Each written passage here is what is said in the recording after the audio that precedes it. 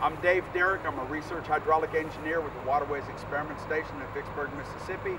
We're on Camp Miaconda, Toledo, Ohio. We're doing a stabilization restoration project on the Ottawa River. This is Reach 1, which is the most upstream of all the reaches. We're going to work on reaches 1 through 4. Over on the right descending bank, we have a continuous bank protection, the longitudinal peak stone toe protection. You can see where the camera's going right in here. It's about 3 foot above base flow water surface elevation, which is the elevation of flow that we've got today. Actually, the river's flowing relatively slow today. It goes all the way around here. It's 390 foot long. We're at the downstream end. It's keyed up into the bank. Kyle's going to turn around and way up the hill, the bare dirt area, there's actually a trench. We dug a trench 5 to 6 foot deep, 5 to 6 foot wide. On top of the bank, you can see a row of vegetation. We planted that vegetation in there. That's mostly rough leaf dogwood. It'll take a good bit of shade. It also prefers to be up on that upper bank, that top bank. That's about 11 to 12 foot above base flow water surface elevation. That trench goes all the way back into the woods. It's about 25 foot long. It's continuous, so we dig the trench. We curve it so that it curves away from the stream at about a 20 to 30 degree angle. We put the vegetation on the side away from the river, on the bank side of that trench. We backfill that trench with stone. There's about 1.5 tons of stone. This is a type B stone, a size B stone. It's a 18 to 24 inch stone.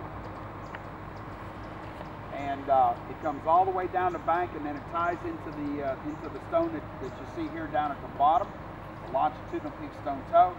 We backfill that with soil. We overfill that a little bit because that's going to settle over time. The longitudinal peak stone toe protection will give us a continuous protection all the way around for the 360 foot upstream. It's built out of a well-graded stone. By that I mean that we've got that top size, 18 to 24 inch stone. It's large, smaller, smaller, smaller, smaller, smaller. The stone is designed to self-adjust. So we're going to place it, we're not going to dig down into the bed of the stream. We're going to place it on the bed of the stream. It's in a pyramid or a triangle. This is about 1.5 tons per foot, each lineal foot.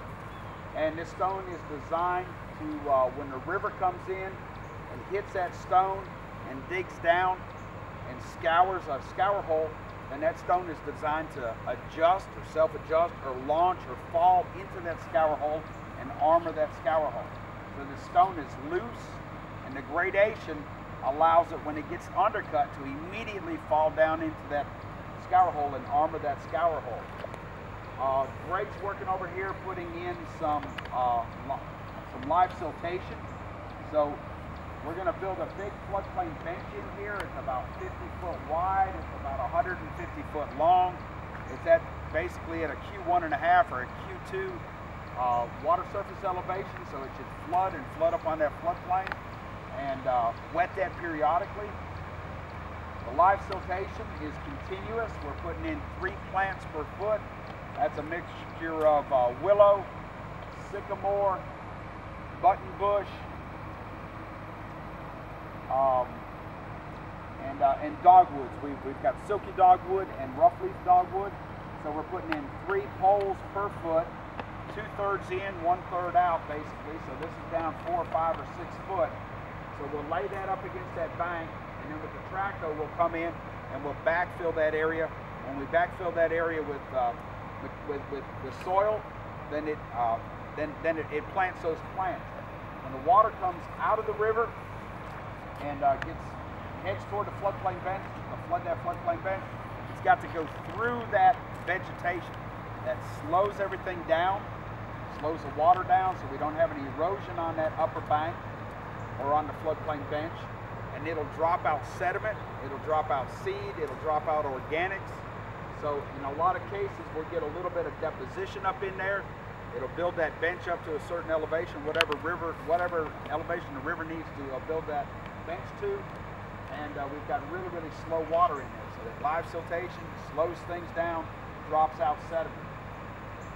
The really low stone structure over here, this is Benway weir number 3. We've got 3 Benway weirs in here. They're 10 foot wide. They're 1 foot above base low water surface elevation. And each one of them is about 16 foot long. They're indirect method or redirective method. The bow wag of the deepest part of the channel was up against the bank, eroding the bank.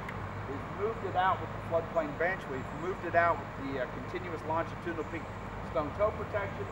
And then the Benway weir is going to move it out even further. So the longitudinal will give us basically a false bank line in here, moving the bank of the river out to the edge of that floodplain that we're constructing.